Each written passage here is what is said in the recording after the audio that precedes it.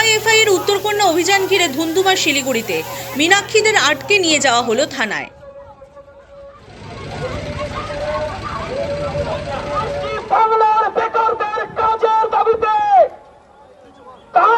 শুক্রবার শিলিগুড়িতে উত্তরকন্যা অভিযানের ডাক দিয়েছিল বাম ছাত্র সংগঠন। ডিওয়াইএফআই সংগঠনের নেত্রী মীনাক্ষী মুখোপাধ্যায়ও এই অভিযানে সামিল হয়েছিলেন। শিলিগুড়ির বর্ধমান রোড, নৌকাঘাট, তিনবাত্তি মোড়, উত্তরকন্যা সহ একাধিক এলাকা থেকে মিছিল বেরিয়েছিল। এইভাবে ডিওয়াইএফআই কর্মীরা উত্তরকন্যার দিকে এগোতে থাকেন। এদিকে পুলিশও একাধিক জায়গায় ব্যারিকেড নিয়ে রাস্তা আটকে দেয়। তবু মীনাক্ষী মুখোপাধ্যায়রা মিছিল নিয়ে এগিয়ে যাওয়ার চেষ্টা করেন। সেই সময় পরিস্থিতি উত্তপ্ত হয়ে ওঠে। বাম ছাত্র সংগঠনের কর্মীরা প্রথমে রাস্তায় শুয়ে পড়েন, তারপর ব্যারিকেড ভাঙার চেষ্টা করে তারা।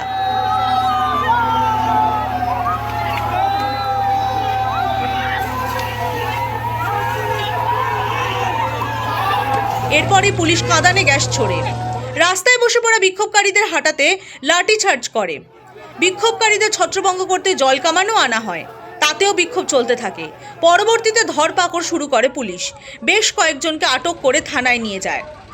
বেকারত্ব, সরকারিভাবে ভাতা প্রদান সহ বিভিন্ন দাবিতে এদিন উত্তরকন্যা অভিযানের ডাক দিয়েছিল বামেদের যুব সংগঠন। পুলিশের দাবি, এই অভিযান করার জন্য ডিওয়াইএফআইকে কোনো অনুমতি দেওয়া হয়নি। বাধার মুখে পড়ে আন্দোলনকারীরা পুলিশকে লক্ষ্য করে ইট ছুঁড়েছে। এরপরেই পুলিশ বাধ্য হয়ে কড়া পদক্ষেপ করেছে। যদিও মীনাক্ষী মুখোপাধ্যায়ের দাবি, পুলিশ সংবিধান বিরোধী কাজ করেছে, তাদের মিছিল করার পূর্ণ অধিকার রয়েছে। কি করে জানবো? ওদেরকে তো জবাব দিতে হবে। পুলিশ বলে কি কোনো কিছু জবাব দেবে না নাকি? শুধু আরজি করে খুন করে বেড়াবে, আর আনিসকে খুন করে বেড়াবে, মহিদুলকে পেটাবে। যতবার চাকরি চাইবো ততবার এরকম করবে, কাজের জায়গা দেবে না। ওই গাড়ি আটকে যখন পয়সা চাই তখন তো পুলিশের নো এন্ট্রি থাকে না। হাইওয়েতে দাঁড়িয়েই তো ট্রাক থেকে টাকা আদায় করে, হাইওয়েতে দাঁড়িয়েই তো সমস্ত গাড়িগুলোকে হুজ্জতি করে। কই তখন তো ওদের তো 144 থাকে না। পুলিশকে পরিষ্কার আইনি কথা বলতে হবে, কত দূর 144 আছে আমরা ঠিক তারপরে চলে যাব।